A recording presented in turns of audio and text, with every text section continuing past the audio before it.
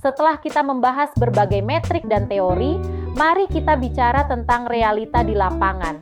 Ada 3 tantangan klasik yang sering dihadapi bisnis di Indonesia. Pertama, engagement tinggi tapi tidak jadi beli. Solusinya bukan sekadar bikin konten viral, tapi pasanglah CTA yang jelas, gunakan link yang pendek, dan berikan penawaran atau offer yang benar-benar relevan dengan kebutuhan audiens Anda. Kedua, masalah boros iklan dengan ROAS rendah. Kuncinya adalah disiplin memisahkan campaign objektif dan jangan lupa melakukan retargeting khusus kepada audiens yang sudah menunjukkan ketertarikan sebelumnya.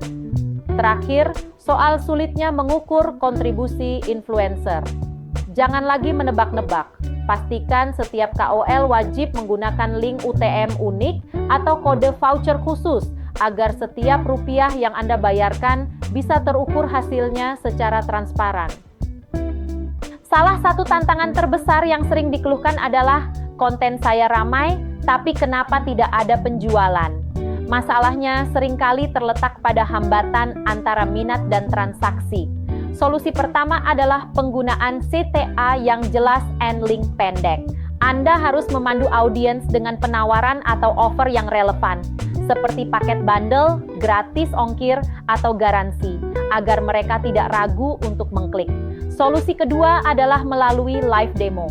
Dalam kampanye live commerce, demo produk secara langsung dan sesi tanya jawab real time terbukti sangat efektif untuk mengatasi keberatan calon pembeli di saat itu juga. Dengan strategi ini, Anda tidak hanya mengumpulkan engagement, tapi benar-benar menggerakkan roda transaksi bisnis Anda. Tantangan terakhir yang sangat sering kita temui adalah sulitnya mengukur kontribusi nyata dari influencer atau KOL yang kita bayar. Kita sering terjebak hanya melihat jumlah followers atau likes mereka, padahal itu tidak menjamin penjualan. Solusi praktisnya adalah disiplin tracking. Setiap KOL wajib menggunakan link UTM unik atau kode voucher khusus. Dengan cara ini, setiap transaksi yang masuk bisa kita lacak sumbernya secara akurat hingga ke individu KOL tersebut.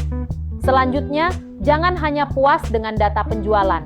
Lakukan evaluasi performa dengan membandingkan CAC dan AOV antar KOL. Tujuannya adalah untuk menentukan KOL mana yang paling efisien dalam mendatangkan pelanggan berkualitas dengan biaya akuisisi terendah. Dengan data ini, Anda bisa membangun pasukan KOL yang benar-benar memberikan dampak positif bagi bottom line bisnis Anda. Sebagai penutup sesi kita hari ini, mari kita rangkum 3 pilar utama untuk meraih kesuksesan di pasar Indonesia. Pertama, kampanye sosial yang efektif wajib menggabungkan aspek interaksi, momentum, dan mekanisme konversi. Kita bisa melihat contoh nyata pada Tokopedia WIB yang membuktikan bahwa hiburan mampu memicu lonjakan trafik dan penjualan yang sangat masif. Kedua, hilangkan kebiasaan mengejar angka semu. Pengukuran Anda harus mampu mengunci funnel hingga terjadi penjualan. Tanpa instrumen seperti UTM, pixel, dan KPI konversi, strategi Anda akan selalu bias ke arah vanity metrics yang tidak berdampak pada keuntungan. Terakhir, perlu kita ingat bahwa di level manajerial, indikator kesuksesan bukan lagi soal seberapa kreatif postingan kita, melainkan efisiensi bisnis. Fokuslah pada biaya akuisisi, margin, dan repeat purchase. Dengan memegang prinsip ini, media sosial bukan lagi sekadar platform berbagi konten, melainkan mesin pertumbuhan bisnis yang terukur dan menguntungkan.